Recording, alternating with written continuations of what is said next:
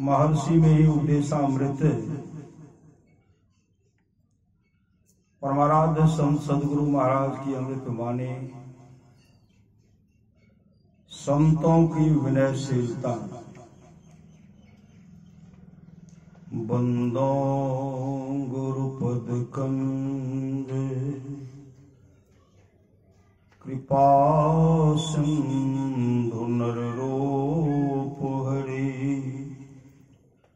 महामोहतम पुंज जासु वचन रवि करनी करो।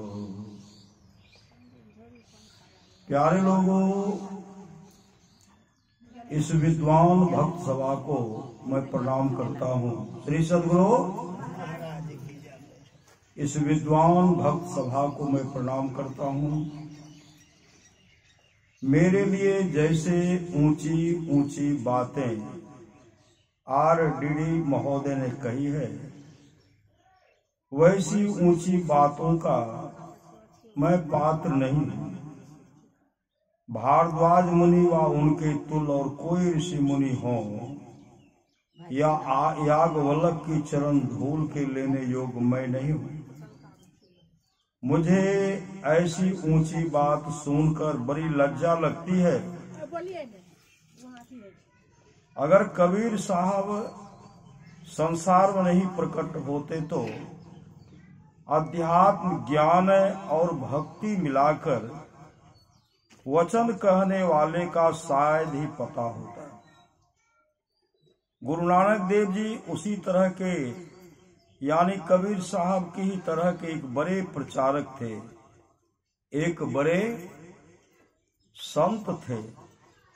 अगर गोस्वामी तुलसीदास जी महाराज संसार में प्रकट नहीं होते, वह भारत में प्रकट नहीं होते, तो भारत का वैदिक धर्म, उसमें संत मत कहकर जो शाखा है, उस शाखा को इस भारत में यहाँ लोग नहीं पा सकते।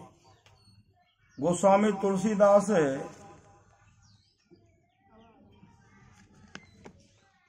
तुलसीदास जी महाराज अगर नहीं प्रकट होते तो इस भारत भूमि का जो वैदिक धर्म, सनातन धर्म कहलाता है, उस सनातन धर्म को अवलंब नहीं मिलता। मैं इस तरह जानकर सब संतों का आदर करता हूँ, सब संतों को नतमस्तक होकर प्रणाम करता हूँ। मेरे लिए उन ऋषि मुनियों की उपमा उसी तरह है जैसे भूमि परा चह छुवन आकाशा। मैं तो एकदम नीचे गिरा हुआ हूँ, मैं नहीं चाहता हूँ कि उनकी बराबरी करूं व आकाश तल पर हूँ, यह नहीं कह सकता। रामचरितमानस बड़ा अच्छा ग्रंथ है, इसमें आध्यात्मिकता भी है, इसमें योग भी है और इसमें भक्ति भी है। गोस्वामी जी ने जो बतौर भूमिका के बालकंड में लेखन किया है, उससे प्रकट होता है नव रस जप तप जोग विरागा, ये सब जलचर चारो तरागा। कवित्व के 9 रस और जप तप ज्ञान विराग उस मानस के पोखर तालाब में जलचर रूप में हैं।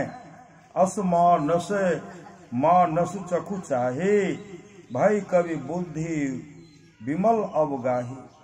सरोवर व तालाब में अवगाहन करके, स्नान करके व डूब करके मानस नेत्र बनाकर उन्होंने रामचरितमानस का लेखन किया है। रामचरितमानस का लेखन क्या है? मैं अस्वस्थ हूँ, मैं बेसी विशेष देर तक बैठ नहीं सकता। मैं अस्वस्थ हूँ, मैं बेसी विशेष देर तक बैठ नहीं सकता हूँ।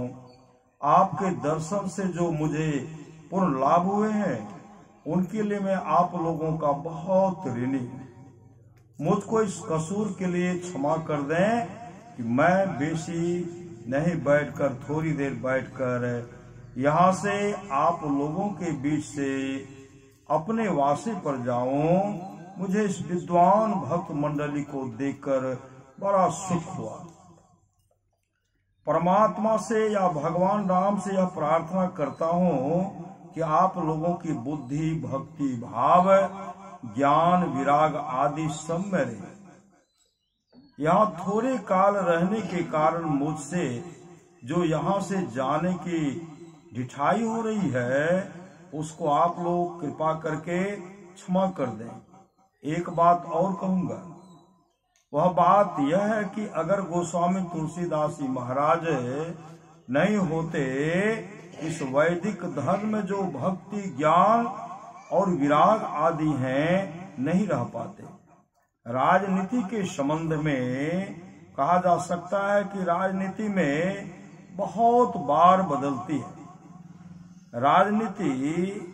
राजनीति के संबंध में कहा जा सकता है कि राजनीति तो बहुत बार बदलती है, लेकिन भक्ति, ज्ञान और विराग का बदलना नहीं हो सकता। यह कहकर आप लोगों से क्षमा चाहता हूँ। श्री सद्गुरु महाराज की जय। यह प्रवचन महर्षि में ही आश्रम कुप्पाघाट, भागलपुर 3 बिहार में तुलसी जयंती के अवसर पर दिनांक 15/9/1972 ईस्वी को उद्घाटन भाषण हुआ था। श्री सद्गुरु महाराज की जय। सुक्तिकन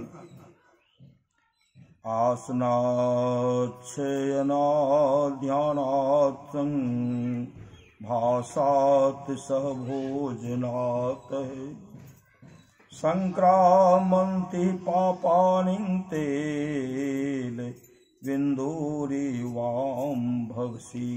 पराशर मुनि, पापियों के साथ बैठने, सोने, चलने, बोलने और भोजन करने से उसके पाप पानी में पड़े तेल बिंदु के समान संसर्ग करने वालों में फैल जाते हैं।